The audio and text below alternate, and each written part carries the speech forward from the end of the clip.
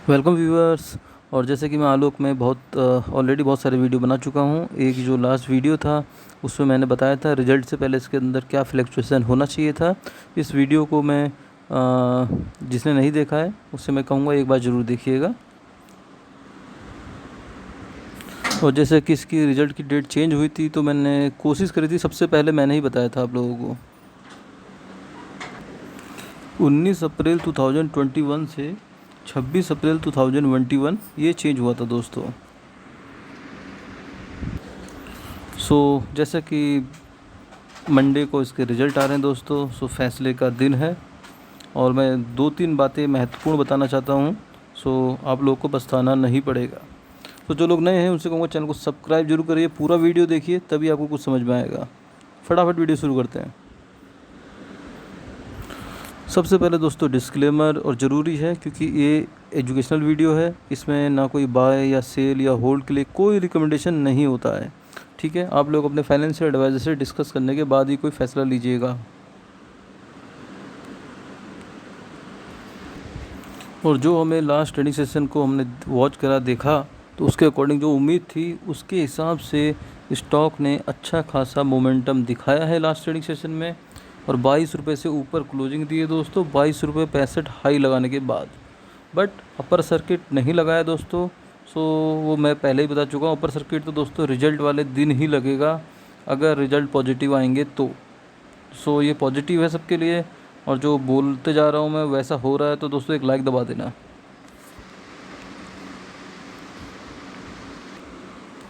Delivery percentage दोस्तों down दिख रहा है, बट अगर आप नंबर्स में बात करोगे तो आप नंबर्स चेक करो कितने हैं।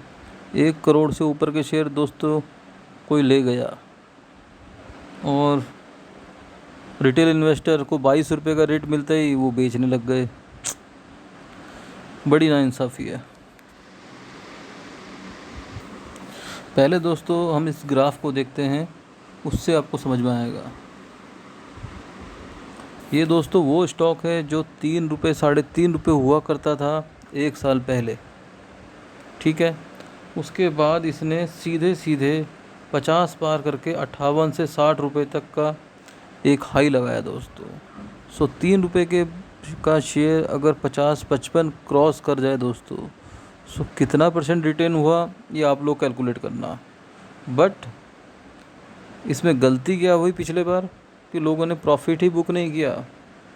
और क्योंकि उनको कह सकते हो गलत डायरेक्शन मिल रही थी। कोई कह रहा था 100 का टारगेट, कोई 150 का टारगेट, कोई 80 का टारगेट, 90 का टारगेट। ये सोच के जिसने 4-5 रुपये पे भी लिया था उसने 50 से ऊपर बेचने वाले मेरे हिसाब से बहुत कम लोग होंगे, बहुत कम। ज़्यादातर लोग वो थे कि जो वेट कर रहे थे 70-80 तक जाएगा तब बेचूंगा। उसी वजह से दोस्तों उनको नुकसान का सामना करना पड़ा। सीधे ये 56-58 से 40-42 आ गया। फिर भी किसी ने थोड़ा बहुत बेचा होगा, फिर सोच रहे होंगे फिर दोबारा बाउंस बैक करेगा। मीन्स कम लोग थे जो प्रॉफिट बुक कर रहे थे दोस्तों, बाकी सब लोग होल्ड वाले थे। सेम कहानी 30-32 की रेंज पे हुई। फिर अब वो कहानी दोस्तों 20-22 की रेंज पे चल रही है। और 20-22 की रेंज दोस्तों पिछले 6 महीने से चल रही है। ये रेंज आप देख सकते हो, पर्टिकुलर एक दायरे के अंदर ये ट्रेड कर रहा है। गलती क्या हुई, महत्वपूर्ण बात एक ये है कि प्रॉफिट बुक कब करना चाहिए वो कोई नहीं बता सकता दोस्तों। वो हमें खुद डिसाइड करना होता है कि भैया हम लालच कर रहे हैं या पैसे दुगना तिगना 4 गुना 5 गुना 10 गुना कितने गुना में हमारा जो पेट है, जो लालच है वो प्रभावित नहीं होगा। कुल मिला के पहले अपनी जो लागत है, मूलधन, जो अपनी इन्वेस्टमेंट है, जो कैपिटल है उसको बचाइए। उसके बाद जो प्रॉफिट वाला हिस्सा है, ऐसा नहीं है कि प्रॉफिट आ रहा है तो उसको छोड़ देता हूँ, उसको भी नहीं छोड़ना दोस्तों। आप आराम से ये मान के चलिए जब भी स्टॉक 20 या 25% का प्रॉफिट दिखाए तो 25% तो कम से कम प्रॉफिट बुक करें एटलीस्ट।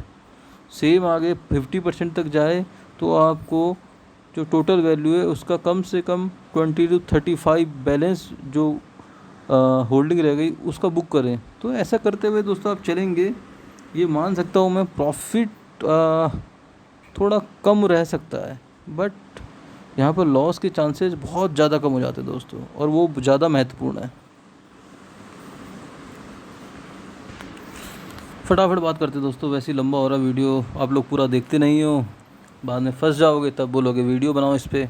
और वैसे भी दोस्तों मैं वीडियो तभी बनाता हूँ जब मेरे पास कोई रिक्वेस्ट या कमेंट आता है, ठीक है। मैं ऐसा नहीं है कि मुझे यूट्यूब चैनल भगाना चलाना है तो वीडियो बनाऊँगा मैं डेली, नहीं दोस्तों, ठीक है। टेक्सटाइल का काम है दोस्तों, अच्छी खासी कंपनी थी एक टाइम पे, बट इतना डेप्ट हो गया, इतना लेन देन हो गया कि NCLT और सब बैंकरप्ट वगैरह सब हो गई थी ये। सो अपने दिमाग से एक बात ये भी निकालनी पड़ेगी आप लोगों को कि ये अब एक पेनी स्टॉक नहीं है, क्योंकि दोस्तों ये ऑलरेडी बैंकरप्ट, डीलिस्ट ये सब होने के बाद अब दोबारा से काम करना शुरू कर दिया है इसने, ठीक है। इसके अंदर JM फाइनेंशियल और रिलायंस, ये 2 प्रमोटर हैं बड़े बड़े।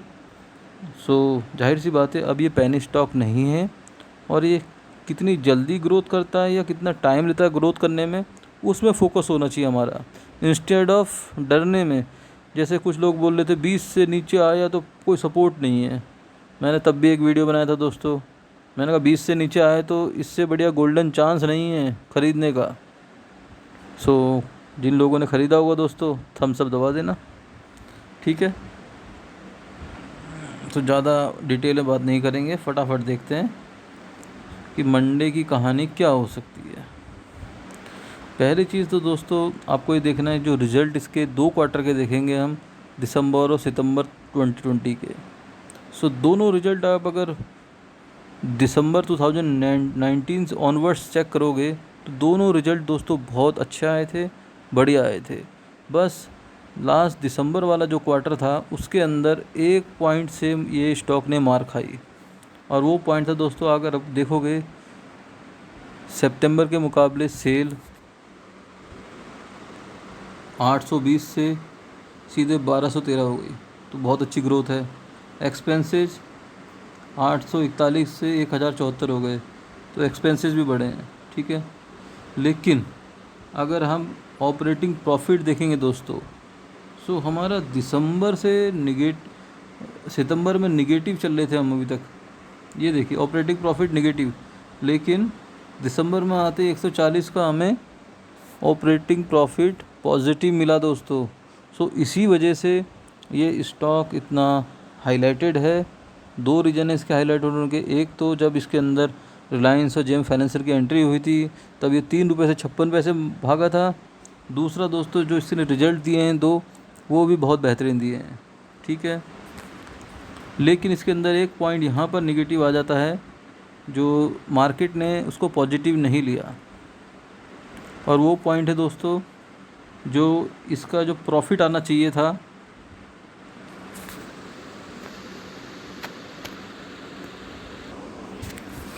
प्रॉफिट नहीं देखने को मिला दिसंबर क्वार्टर में, 35 निगेटिव दिख रहा है। सो जाहिर सी बात है इसके अंदर 2 कंपोनेंट जो मेन है, एक है इंटरेस्ट, दूसरा है डेप्रिसिएशन। इन 2 पॉइंट की वजह से जो 140 हमें ऑपरेटिंग प्रॉफिट हो रहा था वो बदल गया दोस्तों निगेटिव में। सो 35 कोई ज़्यादा अमाउंट नहीं है दोस्तों।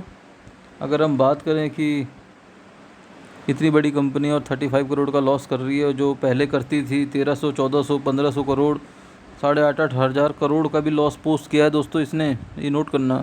सो 35 करोड़ पे आ गई यार, क्या इम्प्रूवमेंट चाहिए भाई। वहीं बात करें हम बिजनेस पॉइंट ऑफ व्यू से, सो इसको जो दिसंबर क्वार्टर बीता है उससे बस आप कह सकते हो 100 करोड़ की सेल भी अगर ये ऊपर कर लेते हैं तो इसको प्रॉफिट में आने से मुझे तो नहीं लगता कोई रोक सकता है। पहली माइंड से अपने पजल ही हटा देना, प्रॉफिट आएगा नहीं आएगा, ये होगा वो होगा, इफ़ बट का तो मुझे इसके अंदर ऑप्शन नहीं लगता दोस्तों, प्रॉफिट आना ही है। अब ये देखना है कि प्रॉफिट ज़्यादा आता है, 100 करोड़ का प्रॉफिट आता है या 200 करोड़ का आता है, कितने का आता है वो रिजल्ट के बाद पता चलेगा, लेकिन प्रॉफिट आना स्वाभाविक है as per the last 2 results, ठीक है। थोड़ा सा वीडियो लंबा है दोस्तों, उसके लिए सॉरी। तो इससे हमें एक कहानी समझ में आ गई कि प्रॉफिट में तो कंपनी आएगी जो लगता है, ठीक है। उसका हिंट अगर आपको प्राइस एक्शन में देखना है तो आप देखिए, ये वीकली डाटा है दोस्तों, ठीक है। 19 तारीख से 23 तारीख तक का ट्रेड है और आप वॉल्यूम देखो दोस्तों कहाँ से कहाँ पहुँचा है। अब ये मैं नहीं बता रहा हूँ, ये मेरे मनगढ़ंत कहानी नहीं है, ये डेटा है दोस्तों। आप देखिए नंबर ऑफ़ ट्रेड्स जहाँ 7,000 8,000 हो रहे थे वहाँ 32,000 पहुँच गया दोस्तों। सो किसने ख़रीदा, क्यों ख़रीदा, क्या था, आप समझ सकते हो। वहीं अगर वॉल्यूम की बात करें तो जहाँ 64 लाख 63 लाख था वहाँ दोस्तों 3.5 करोड़ वॉल्यूम हो गया। आप समझ रहे हो कितना गुना बढ़ा है वॉल्यूम। सो ये खासियत है दोस्तों इसकी। सो मैं तो पूरा पॉजिटिव हूँ कि इसके रिज़ल्ट पॉजिटिव आने वाले हैं, प्रॉफिट में आने वाले हैं। अब कितना प्रॉफिट आता है यार वो मैं थोड़ी बताऊँगा, वो तो कंपनी बताएगी जिसने सामान बनाया है, बेचा है, एक्सपोर्ट करा है। सो दोस्तों मुद्दे पे आते हैं। पहला पॉइंट, प्रॉफिट बुक कर लेना, क्योंकि अब ये ऐसी रैली नहीं दिखाएगा कि ये सीधे 50-60 जाए, क्योंकि इसके अंदर रिटेल इन्वेस्टर ज़्यादा हैं और इस बार लंबे समय वाले इन्वेस्टर जो हैं उनकी संख्या मुझे थोड़ा कम लगती है। और जो रिटेल इन्वेस्टर है जिन्होंने कह सकते हो 1 महीना 2 महीना 15 दिन से देखने के लिए लिया है, वो सब के सब प्रॉफिट बुक करेंगे। सो प्रॉफिट बुकिंग लगातार इस पर आएगी, हर रेंज पे आएगी, ठीक है। सो आनी भी चाहिए दोस्तों, प्रॉफिट के लिए तो हम शेयर मार्केट में हैं। लेकिन जो लॉन्ग टर्म वाले हैं मुझे नहीं लगता दोस्तों वहाँ कोई घबराने वाला कंसेप्ट है। फिर भी आप रिज़ल्ट तक का वेट करिए। सो उसी के हिसाब से अपना जो टाइम फ्रेम है वो डिसाइड करिएगा कितने लॉन्ग टर्म के लिए। पहले पॉइंट, क्योंकि इसका जो बिजनेस है दोस्तों, पीपी किट वगैरह का भी काम इन्होंने किया है और अब तो और ज़्यादा ज़रूरत पड़ रही है, ठीक है। आपको पता ही है कि क्या स्थिति है प्रेजेंट में, मैं यहाँ पर एक्सप्लेन नहीं करूँगा। बट जाहिर सी बात है इनके पास एडिशनल रिवेन्यू जनरेट करने का सोर्स है।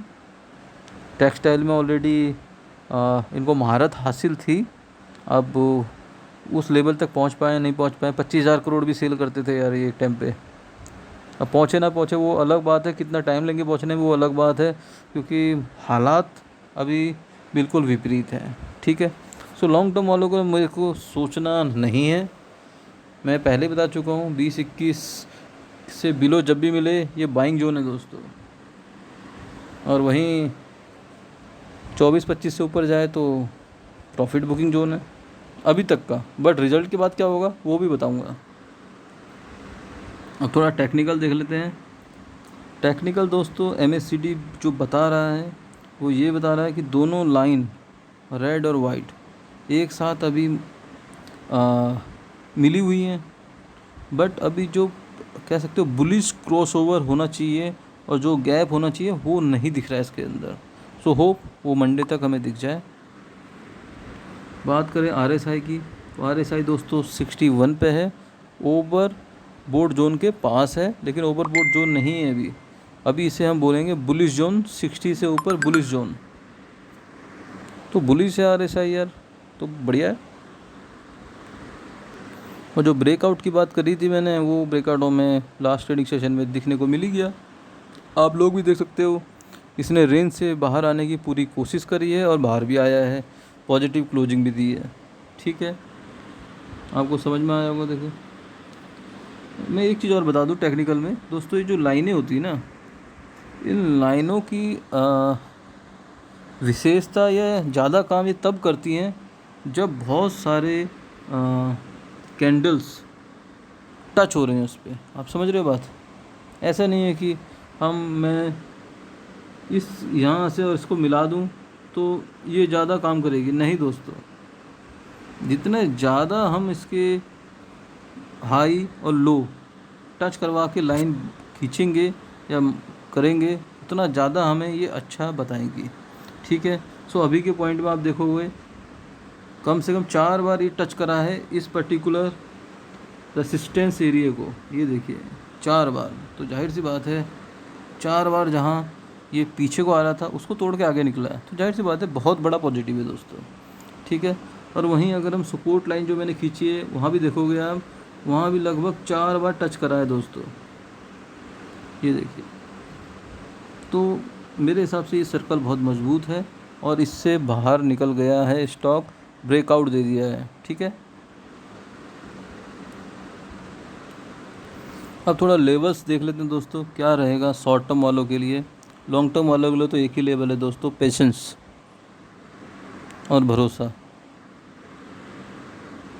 ठीक है। सो जो पहला इसको रेजिस्टेंस ब्रेक करना है दोस्तों, आप देखिए यहाँ पर भी कम से कम 3 बार रेजिस्टेंस लिया है इसने, तो ये 24 रुपये 50 पैसे का भी जोन इसके लिए इम्पोर्टेंट है। ठीक है, आप समझते जाना। मैं आपको ये भी सिखाने की कोशिश कर रहा हूँ कि लाइन सब खींच के तो बताते हैं, लेकिन ज़्यादा काम कब करती हैं और बढ़िया काम कब करती हैं उसका तरीका। ये 26 रुपये का लेवल भी दोस्तों मेरे हिसाब से एक बार टच करा है तो इसको तो ब्रेक कर ही देगा। अगर ये 25-50 से ऊपर निकलता है तो ये वाले उससे, ठीक है, 25-50 से ये ऊपर निकलता है तो जाहिर सी बात है ये और तेज़ बढ़ेगा और स्पीड से बढ़ेगा। ठीक है,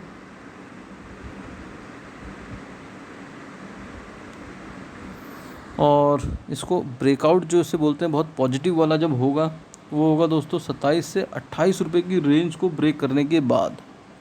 नोट करते चलना, 27 से 28 रुपये की रेंज करने के बाद हम कहेंगे इसमें एक बढ़िया ब्रेकआउट आ गया है।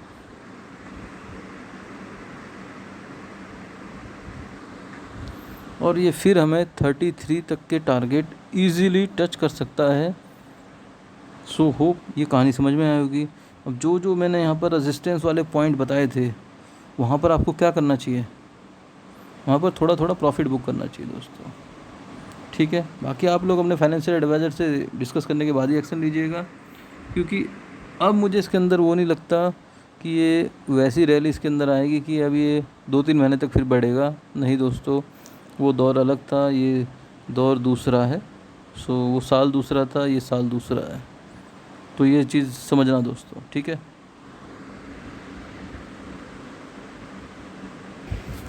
और जिस तरह से कोरोना का दोस्तों आंकड़ा बढ़ता जा रहा है, उस तरीके से मार्केट सेंटीमेंट में कहीं ना कहीं फ़र्क पड़ रहा है।